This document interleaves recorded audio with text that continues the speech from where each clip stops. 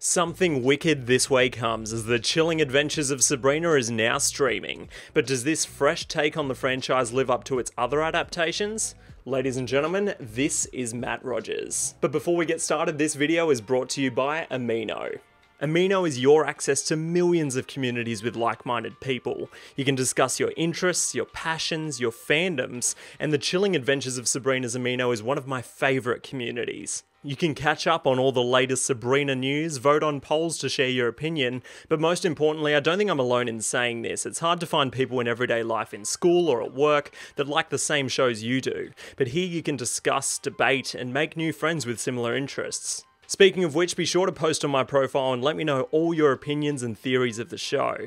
You can find my profile at Matthew Rogers. Be sure to click the link in the description or the pinned YouTube comment to download Amino for free from iOS and Android, or just search the App Store. And once you're on Amino, search The Chilling Adventures to join. But let's get into it. The original Sabrina the Teenage Witch TV show was a little bit before my time, but I remember some afternoons after school it was on, and I remember it being a great light-hearted show, good for a bit of a late 90s laugh, the show then going on till early 2003. Obviously, The Chilling Adventures, based on the 2014 comic series of the same name, is a bit of a darker take on Sabrina and her story. Now for this review I'll be leaving out any major spoilers, so unless you're super spoiler sensitive you should be okay. We follow Sabrina's coming of age story through an event they call the Dark Baptism, basically meaning they're giving their soul to the devil, or as they say, the Dark Lord. I liked that it didn't start her story from scratch. From the start she's already fully aware of her powers, and the lack of origin story makes way for actual storytelling. In an early voiceover, Sabrina says that their town of Greendale always feels like Halloween, and I definitely agree.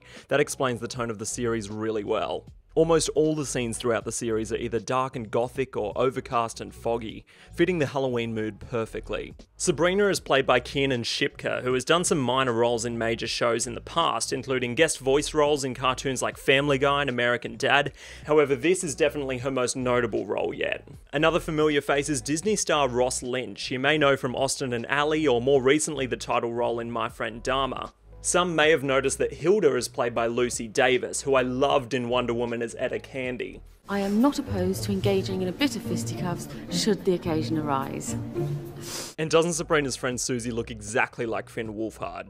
I really enjoyed Kiernan's acting, however Lynch's seemed very Disney for lack of a better word. It may be partly to do with the writing for his character, however it really makes you wonder where Sabrina's desperate need to be with him stems from, as his character is just not that interesting. At the very start of the first episode you can tell by the dialogue and the acting that The Chilling Adventures is sort of aimed at a younger audience. It's obvious that it's by the makers of Riverdale, and it even hints at being in the same universe, with one of the jocks mentioning Riverdale by name. I really like the story arc of Sabrina's aunts. There was a huge pressure on them from both Sabrina and the Dark Lord, and the two of them were constantly torn between both sides. They were really likeable characters, especially Hilda, and they added a really interesting layer to Sabrina's story. Now I really want to talk about Salem the cat. He's what they call in the series Sabrina's familiar, and he was one of my favourite parts of the original TV series. You don't toy with Sabrina, especially if you're a toy. Really?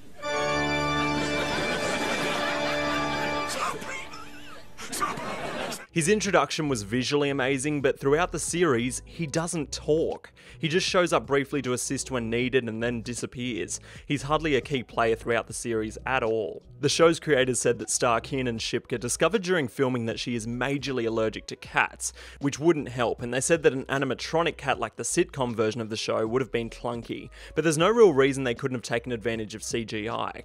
Really, I just feel like it's a missed opportunity. While I was watching it, I was thinking how amazing it would be if an old English actor like Jeremy Irons played him. I will show you fear in a handful of dust. I feel that would have taken the role of Salem being from forgettable to iconic. Plus, the show is definitely light-hearted enough to pull off a talking cat. Although I had some small gripes, the show's writing is mostly good and the pacing is really well done. It doesn't get boring and it's a great show to binge this Halloween. But let me know, what did you think of this fresh take on a familiar classic? I'll be chatting with you guys in the comments. But until next time, thanks so much for hanging out, and if you had a good time, then spank that like button. And if you subscribed during this video, then welcome aboard. This is Matt Rogers, and that is all.